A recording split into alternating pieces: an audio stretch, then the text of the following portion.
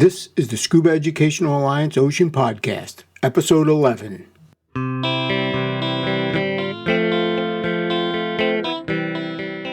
The Scuba Educational Alliance Ocean Podcast is a bi-weekly podcast dedicated to the world of scuba diving, ocean health, sustainability, and fostering a new generation of ocean stewards through diving education.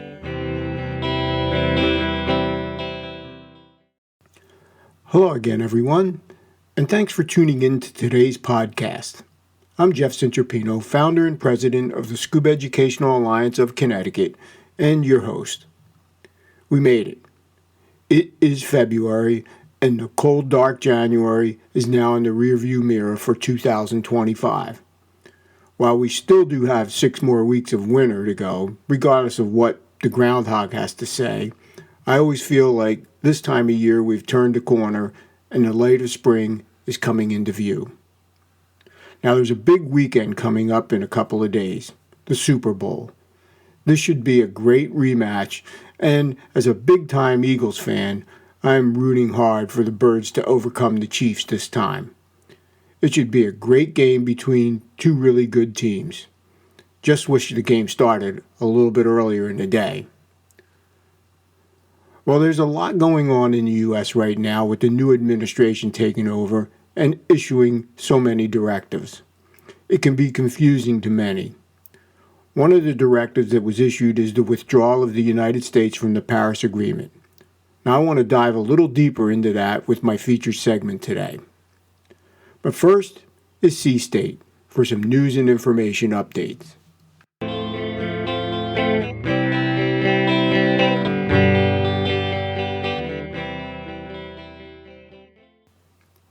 This is Sea State here on the Scuba Educational Alliance Ocean Podcast for Thursday, February 6th, 2025. Now I want to start off today with news from our nonprofit, the Scuba Educational Alliance of Connecticut. We opened up applications for our 2025 scholarships on February 1st. We're accepting applications for our Ocean Steward 1 Open Water Scholarship, and that's to any Connecticut high school student who wants to become a certified scuba diver.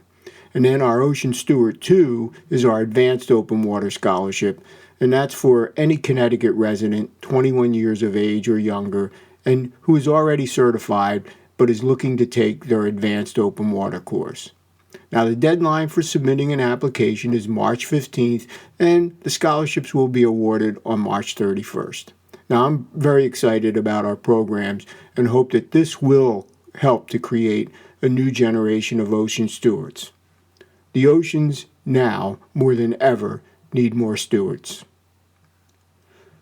In the December issue of Scuba Diving Industry magazine, Dan Orr had an article on immersion pulmonary edema, IPO, or for us here in the U.S., that's edema, IPE, and its risks in scuba diving. Now, IPO or IPE is a buildup of fluids in the lungs when immersed in water. Obviously not good. Now, this is not just a risk for scuba divers, but also a risk to snorkelers and swimmers.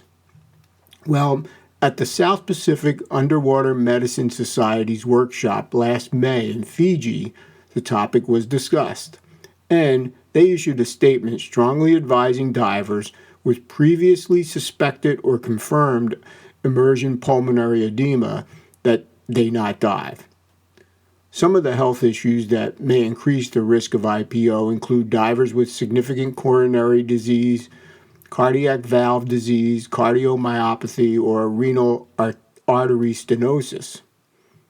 Most definitely, if you feel there are any risks, they advise that you consult with your doctor or cardiologist.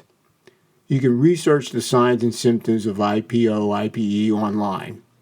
Now, being medically fit to dive is critical.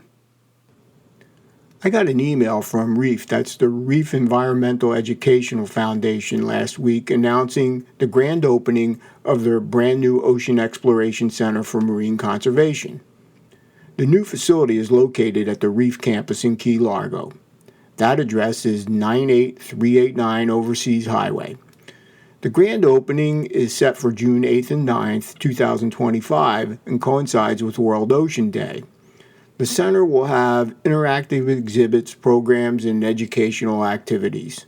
Now, the rendering on the website looks really nice. The goal is to bring together science, art, and history to inspire and engage visitors of all ages. REEF stated that they have raised 93% of the $6 million needed, with $420K to go. There's a matching gift challenge grant by Byron and Sheila Bishop of $100,000 through June 30th. The grand opening event is free to everyone, and if you go to their website, reef.org, you can get all the details and RSVP for the festivities. And that's celebrating the new Ocean Exploration Center for Marine Conservation at REEF.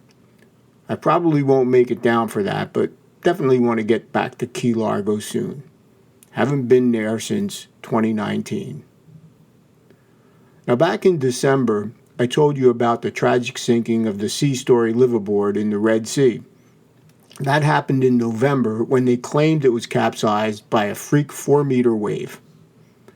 Now there is reporting on DiverNet by Steve Weinman that's pretty concerning. He reports that there have been efforts to coerce Sea Story survivors. This information comes from the BBC. They indicate that 11 survivors were interrogated in their hospital beds or at the resort that they were put up at, and they were being interrogated by people claiming to be judges. Turns out that some of those judges may have been Dive Pro Liveaboards, the company that owns Sea Story, employees, or dive guides. The quote-unquote judges claimed that the survivors would not be able to leave unless they signed statements that needed to be translated from Arabic. The translation stated in one case, "I do not accuse anyone of any criminal wrongdoing." Okay, that's just bad. There is something definitely strange here, as there are also reports that the weather conditions couldn't account for a wave that size. Another issue was with the rescue efforts. Apparently, several survivors were trapped in an air pocket on the vessel for over 35 hours. Somehow, this all seems very sinister. Divers Alert Network recently announced the launch of DanCast, the official podcast of Divers Alert Network. The announcement that I saw was in January 2025 in the Dan Bottom Time newsletter. The purpose of the podcast is to deliver safety insights through engaging conversations with divers across the industry. The podcast is available on Spotify, and you can also find it on YouTube. Now, the first YouTube video of the podcast that is available is from January 21st with Howard and Michelle Hall. Now, this is hosted by Brian Harper, who is Dan's Director of Communications. Now, it looks like there is also just an audio episode, and that was from December 12th, 2024, with Andy Casagrandes, who is a wildlife cinematographer and avid diver. I think maybe that was just sort of a pilot that got them started. Each is about 35 minutes or so long, and they say they're going to be releasing new episodes regularly. Not sure if that will be one per month or something else. Personally, I would like to know how often a new show would be available. In any case, you can take a peek at the new Dan broadcast and see new DanCast and see what you think. And finally, and also a bit of a segue into my featured segment today on the Paris Agreement, is a story that was published on the NOAA website for January 10th, 2025. In their news section, they reported that 2024 was the nation's warmest year on record, and that shouldn't come as a big surprise. 2024 was marked by a very active hurricane season and a near-record number of tornadoes. If we look a little deeper into the numbers, the average annual temperature in the United States was 55.5 degrees Fahrenheit, and that's 3.5 degrees above the 20th century average. And it's the highest in 130 years of NOAA tracking.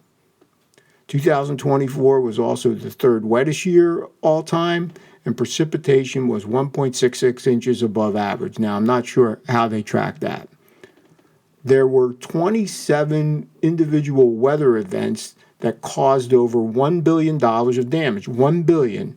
And those events were 17 severe storms, 5 tropical cyclones, 2 winter storms, 1 flood, 1 drought, heat wave, and 1 wildfire. And there's still a lot more going on. Now, this was just 2024. Hopefully, NOAA will be able to continue to report this kind of information in the future, but one never knows these days what we're going to be told. Well, that's it for this installment of Sea State here on the Scuba Educational Alliance Ocean Podcast.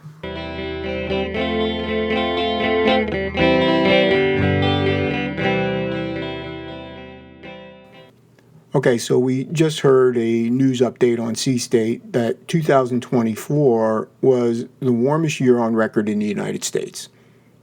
We've also had some very recent shifts in how the United States now views the threat of climate change. And I'll get into that a little more in a minute. But let me rewind a bit. It was January 2021, the 17th to be precise, when I recorded episode 50 of Scuba Shack Radio. And in that episode, I did a segment on the Paris Agreement on climate change. The agreement was celebrating its 5th anniversary, and the United States had withdrawn from the agreement. The effective date of that withdrawal was November 4th, 2020, one day after the presidential election of 2020. I was optimistic at the time, however, because the new administration was coming into power and Joe Biden had indicated that he planned on having the United States rejoin the Paris Agreement. And we did. And now, here we go again. The Paris Agreement is 10 years old. The United States is again withdrawing. And where do we go from here? Let's do a little bit of a review. First, the Paris Agreement is in fact a treaty. And what does that mean? One definition of a treaty is a formal, legally binding written agreement concluded by sovereign states in international law that establishes obligations between 2 or more subjects. And just how does the United States enter into a treaty? Well, I pulled my copy of the Constitution from my bookshelf.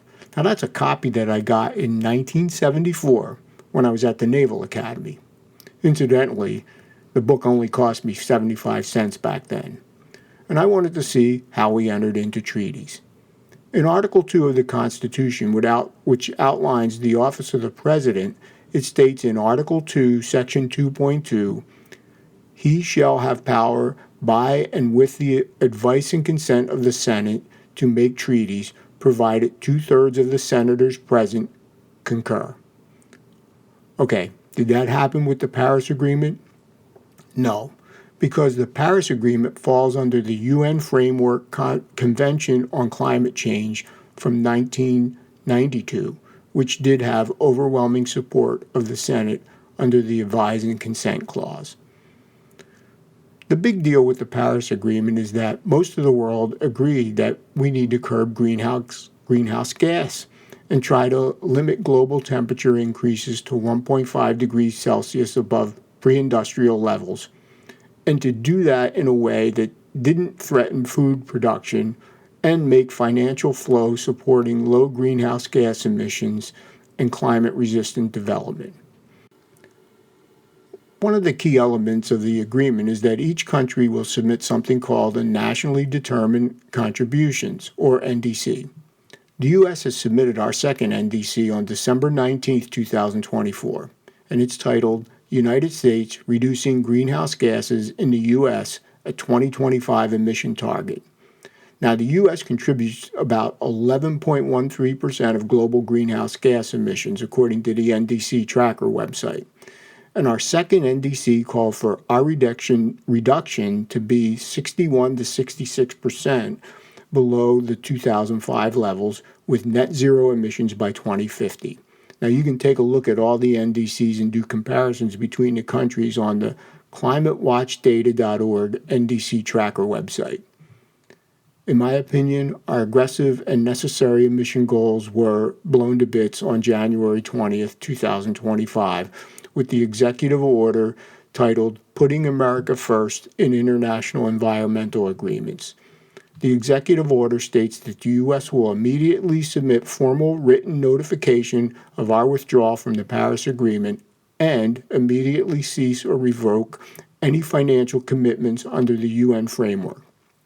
Here's the reasoning given in the executive order, and this is, quote, "In recent years, the United States has purported to join international agreements and initiatives that do not reflect our country's values or our contribution to the pursuit of economic and environmental objectives." And here's another element in the executive order. The U.S. International Climate Finance Plan is revoked, and all agencies have 30 days to report details of the actions to revoke or rescind policies that were implemented to advance the International Climate Finance Plan. Now, these actions seem out of step with the purpose of the executive order, and this is what the executive order states. The United States must grow its economy and maintain jobs for its citizens while playing a leadership role in global efforts to protect the environment. Over decades, with the help of sensible policies that do not encumber private sector activity, the United States has simultaneously grown its economy, raised workers' wages, increased energy production, reduced air and water pollution, and reduced greenhouse gas emissions. The United States' successful track record of advancing both economic and environmental objectives should be a model for other countries. Now, you can agree with that or not.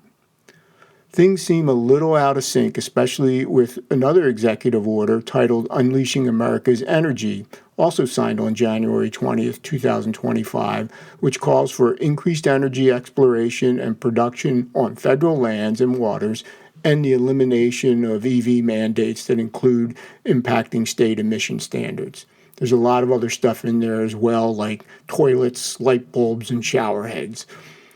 Now, the last time the U.S. withdrew from the Paris Agreement, it took until November 2020, even though we gave notice in 2017.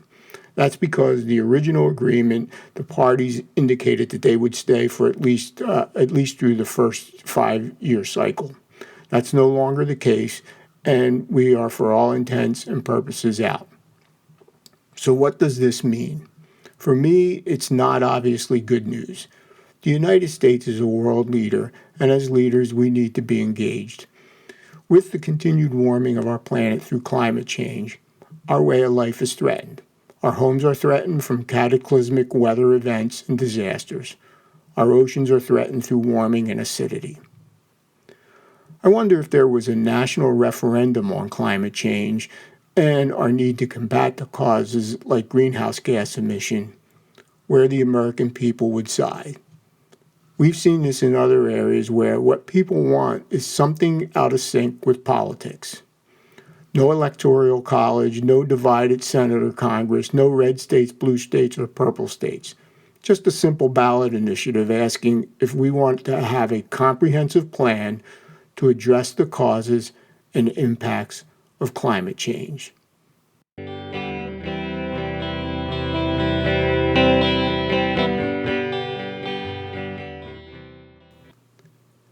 So you heard my opinion. I think it's a mistake to ignore the causes of climate change and to shut down the initiatives designed to combat greenhouse gas emission. What do you think? Well, that's it for this episode of the Scuba Educational Alliance Ocean Podcast. Thanks for listening, and I would greatly appreciate it if you subscribe and spread the word. Bye for now. This has been the Scuba Educational Alliance Ocean Podcast, a show dedicated to the world of scuba diving, ocean health, sustainability, and fostering a new generation of ocean stewards through diving education. Talk to you again real soon.